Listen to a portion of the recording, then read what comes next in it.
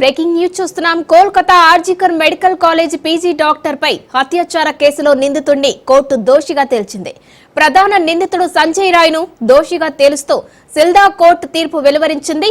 సోమవారం సిల్దా కోర్టు శిక్ష ఖరారు చేయనుంది. నవంబర్ 12 నుంచి ఈ కేసుపై సిల్దా కోర్టు విచారణ చేపట్టింది. ఈ నెల 9న తుది విచారణ పూర్తయింది. కోల్కతా హైకోర్టు ఆదేశాలతో ఈ కేసుపై సిబిఐ విచారణ చేపట్టింది.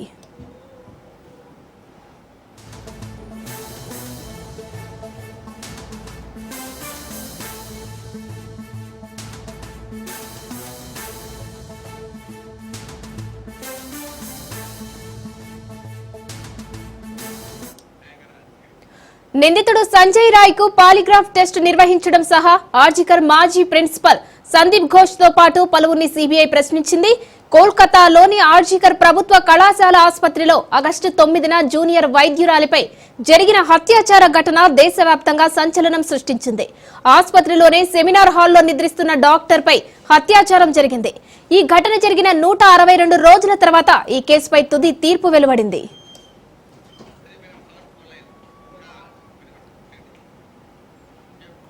రైట్, ఇదే అంశానికి సంబంధించి మరిన్ని డీటెయిల్స్ మా ప్రతినిధి పవన్ ఫోన్ లైన్ లో అందిస్తారు.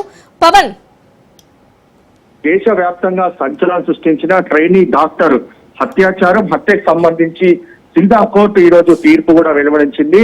అయితే ఇందులో సంజయ్ రాయ్ ను మాత్రము దోషిగా తేల్చింది. అయితే సంజయ్ రాయ్ కు శిక్ష ఎంత ఖరారు చేసేదని మాత్రము సోమవారానికి కోర్టు మధ్యంతర తీర్పు కూడా సోమవారం కూడా వాయిదా వేసింది. మొత్తానికి చూస్తే ఈ ఘటనకు సంబంధించి ఆ యొక్క పూర్తిగా సిబిఐ అన్ని సాక్ష్యాధారాలు సేకరించింది. అంతేకాకుండా 120 మంది సాక్షులను కూడా విచారించి వారి స్టేట్మెంట్ కూడా రికార్డ్ చేసింది.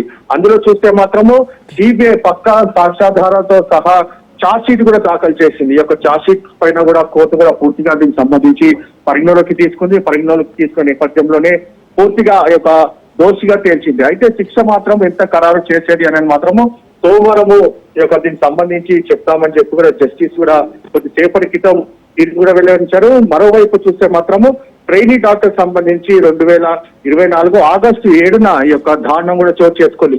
దాని తర్వాత పూర్తిగా మహిళా సంఘాలంతా కూడా ఒక్కసారిగా ధర్నా బాట పట్టారు. ఎందుకంటే ఒక ట్రైనీ డాక్టర్ కి ప్రాణరక్షణ లేకుంటే తమకు ఎలా ఉంటుంది అనేది మాత్రం ప్రధానంగా పెద్ద ఎత్తున ధర్నాలు కావచ్చు, రాస్తారోకోలు కావచ్చు, దీనికి సంబంధించి పూర్తిగా అంతా కూడా మహిళా సంఘం అంతా ఒకే తాటిపైకి వచ్చి దీనిపైన కఠిన చర్యలు తీసుకోవాలి, సంజయ్ ని ఉరిశిక్ష వేయాలని చెప్పి కూడా పెద్ద ఎత్తున నినాదాలు కూడా చేసిన పరిస్థితి కూడా గమనించాము. అయితే పూర్తిగా సాక్ష్యాధారాలన్నీ కూడా పరిగణలోకి తీసుకున్న కోర్టు మాత్రము సంజయ్ రాయ్ ని మాత్రం దోషిగా తేల్చింది. అయితే ఇతనికి మరణ శిక్ష వేస్తే ఇంకా బాగుంటుంది అనేది మాత్రము చాలా మంది నుంచి వస్తున్న యొక్క వాదన అనిపిస్తుంది.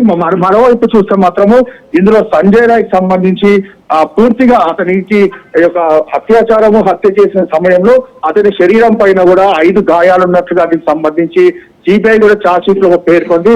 మొత్తానికి మాత్రము చాలా ఉత్కంఠంగా ఎదురు చూసిన ఈ యొక్క తీర్పుకు సంబంధించి దోషిగా తేల్చింది. కానీ శిక్ష మాత్రం ఎంత ఖరారు చేస్తుంది అనేది మాత్రము వేచి చూడాల్సిన పరిస్థితి కూడా కనిపిస్తుంది. Right, thank you Pawan.